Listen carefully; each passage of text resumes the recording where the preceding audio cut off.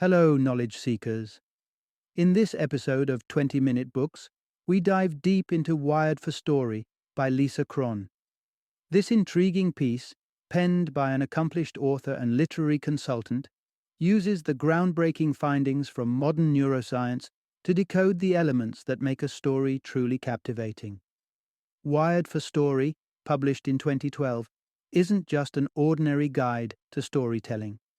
It masterfully bridges the gap between the art of writing and the science of the human brain, explaining why certain narratives enthrall us while others barely hold our attention. Cron equips writers with fundamental techniques gleaned from this understanding of human neurology, empowering them to craft narratives that are compelling and engaging in every sense. With her rich professional background as a literary consultant for UCLA Extension Writers Program, a publisher at W. Norton, a literary agent at Angela Rinaldi, literary agency, and a story consultant for Warner Brothers, Lisa Cron brings a unique perspective to the art and science of storytelling. Wired for Story is a must-read for anyone interested in writing, brain science, or storytelling. Whether you're a budding novelist seeking to make your mark, or a seasoned writer yearning to take your craft to the next level, or a curious reader fascinated by the intricate relationship between neuroscience and storytelling, this book is for you. So join us as we explore the core of engaging narratives and the science that makes them unforgettable, all within the span of this 20-minute episode.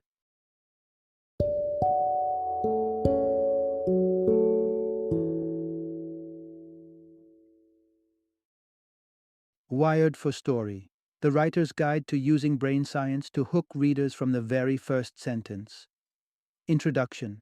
The allure of storytelling, leveraging neuroscience to craft captivating narratives. The allure of a compelling tale is universal and timeless, an integral part of our human experience. From ancient poets to contemporary authors, the art of storytelling has forever been a pursuit of passion. Yet, modern storytellers possess an unprecedented advantage: the exciting discoveries of neuroscience. Delving deep into the human brain reveals the secrets behind our affinity for good stories, illuminating the kinds of narratives that captivate our interest most effectively. This exploration is a valuable treasure trove for aspiring authors, offering guidelines that can steer their storytelling endeavors toward success.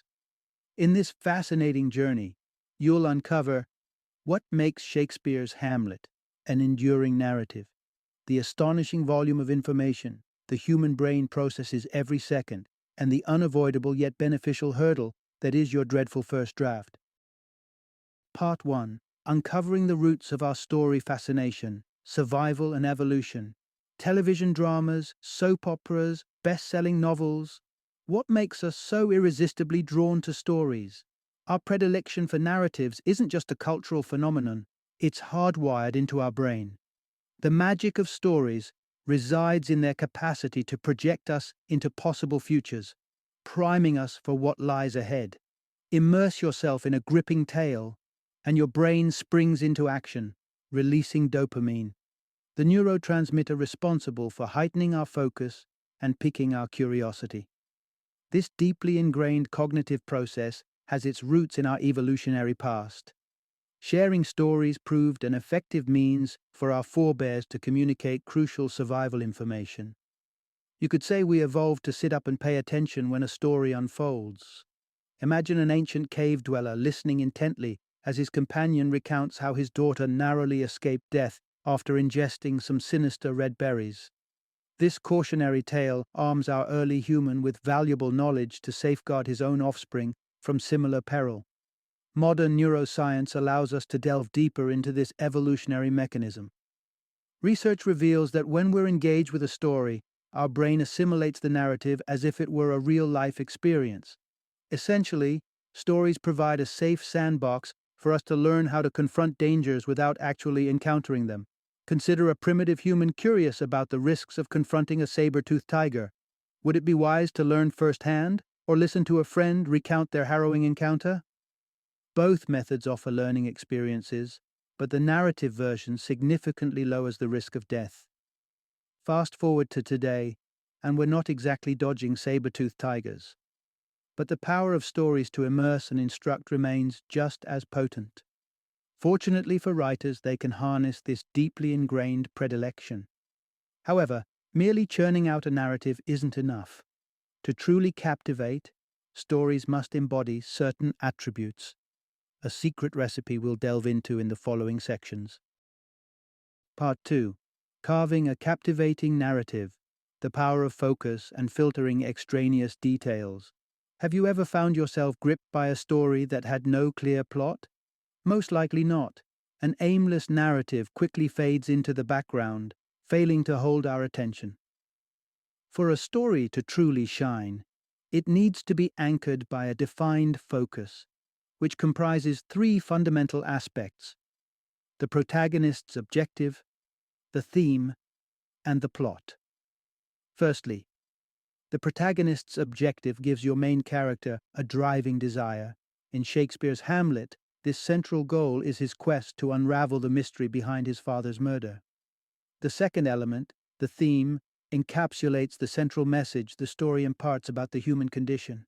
In Hamlet, the themes revolve around sanity, madness, and melancholy. The final piece, the plot, chronicles the protagonist's journey as they strive to achieve their goal, involving various twists and turns.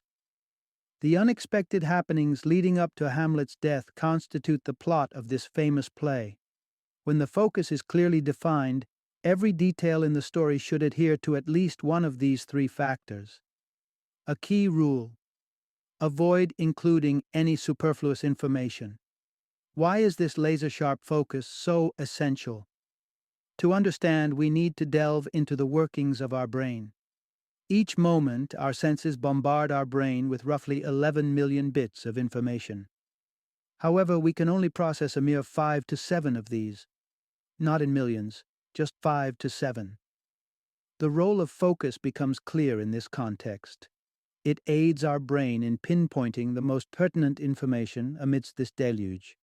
Without this guiding star, we struggle to sift through the data, leading to a drop in dopamine levels and, consequently, a dwindling interest in the narrative. Strip Hamlet of its focused narrative, and you're left with a dull assortment of irrelevant facts about medieval Denmark. Part 3. Drawing in readers. The role of emotional resonance in narrative engagement. It's a common belief that our personality is split into two distinct halves. One harbors logic, reason, and decision-making abilities. The other is the realm of our emotions, dictating our spontaneous reactions and judgments. We often assume that we can switch off our emotional side to make well-informed decisions purely on a rational basis. However, this assumption is far from the truth. Advancements in neuroscience reveal that rationality alone isn't sufficient. Our emotions are indispensable. Renowned neuroscientist Antonio Damasio examined a man who, due to a brain tumor, was incapable of feeling emotions. Despite scoring high on IQ tests, the absence of emotions rendered him incapable of making even the simplest decisions, such as choosing a pen. As a writer, neglecting the power of emotions would be a huge mistake. For your readers to derive meaningful insights from your narrative, their emotional needs must be satiated. One effective approach is to allow the audience to step into the protagonist's shoes. Readers crave to relate to and understand the protagonist's emotional landscape, to know what it's like to be in their position. This emotional resonance can be accomplished in several ways.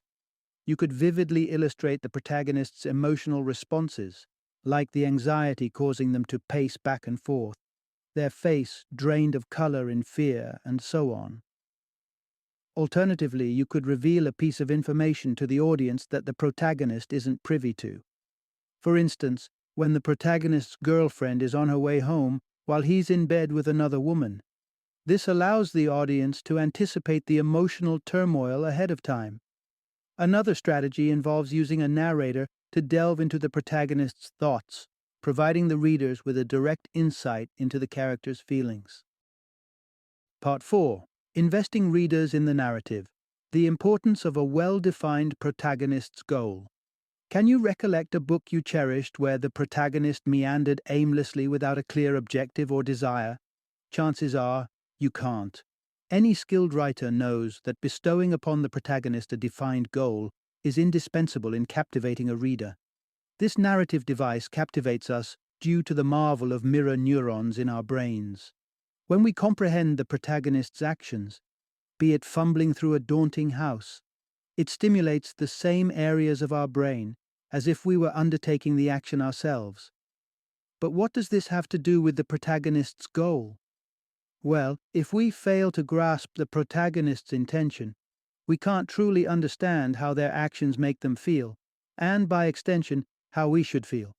For instance, if we don't know that our protagonist is braving the eerie house to rescue her abducted partner, we can't experience the emotions she's going through during this perilous search.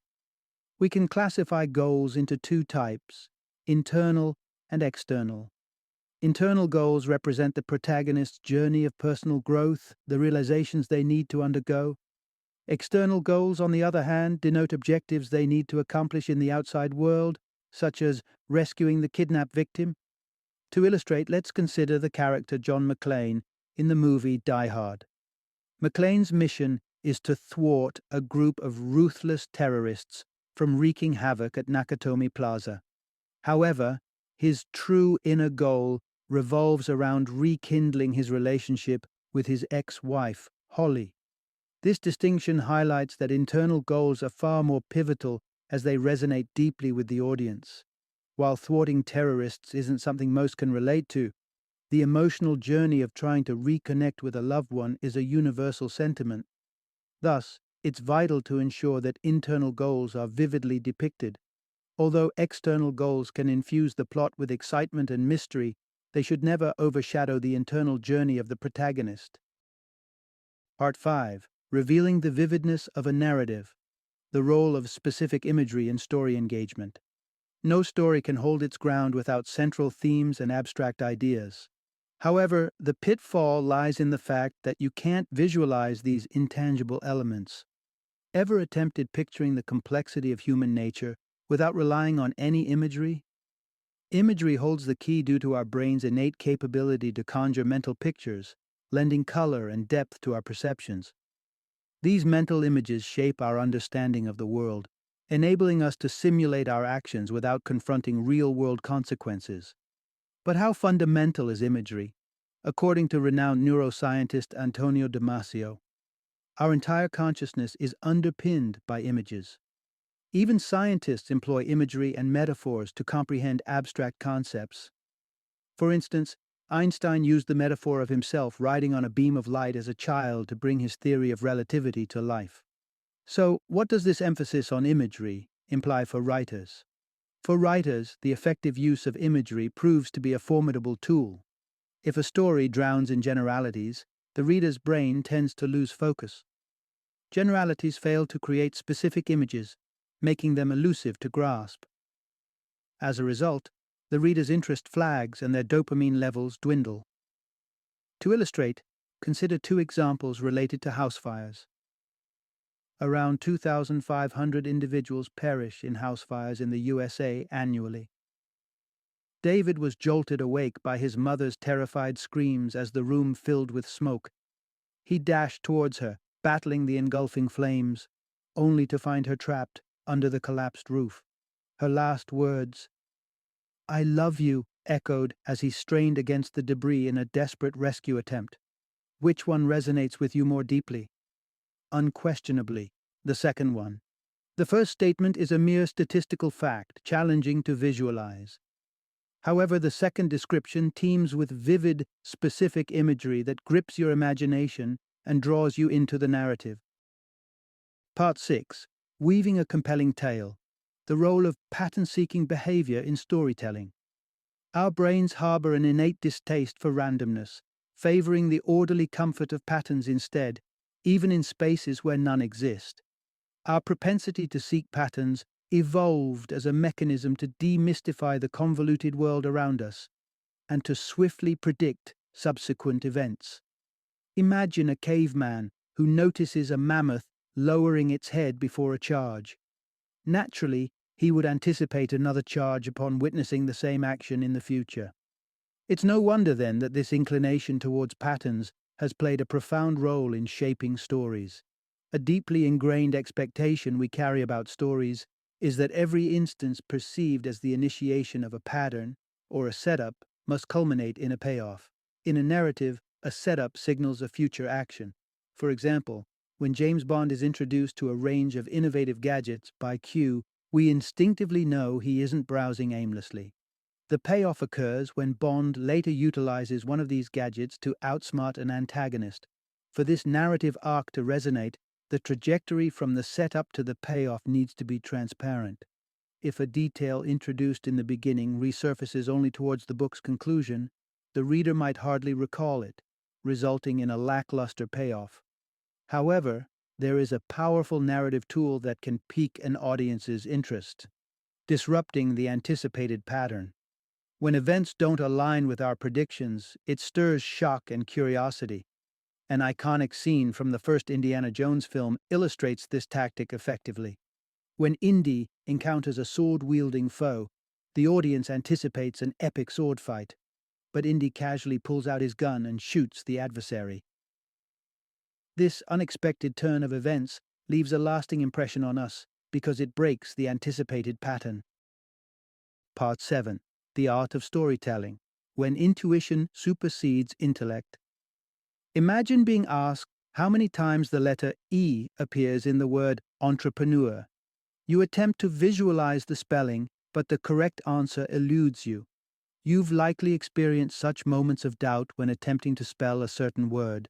The harder you ponder, the murkier it becomes. This occurs because our brains thrive on intuition, and overthinking often diminishes our performance. According to Nobel laureate Herbert Simon, achieving expertise in any field typically requires around 10 years. After a decade of practice, about 50,000 chunks of knowledge become ingrained in our brains, enabling us to process them automatically. This wealth of knowledge becomes readily accessible without conscious thought. Consider an experienced table tennis player who has honed her skills over countless games. She can instinctively gauge the ball's bounce or the direction of the shot without conscious deliberation. So how does this insight apply to writing? The practice of ceaseless rewriting is key to cultivating the skill set required to spin enthralling tales. This habit transforms your ability to weave gripping narratives into an intuitive process. So, when you find yourself disheartened by a lackluster draft, bear in mind that even the most celebrated novels were likely reworked countless times before their publication. For instance, when Michael Arndt completed the screenplay for the critically acclaimed movie Little Miss Sunshine, he had already revised it over 100 times. When your motivation needs a little fuel, remember Hemingway's wise words, "All first drafts are shit." Final summary. The essential takeaway from this book: mastering the art of storytelling hinges upon understanding how the human brain interprets information. Once you grasp this understanding and employ writing techniques that capitalize on it, you're all set to craft captivating stories.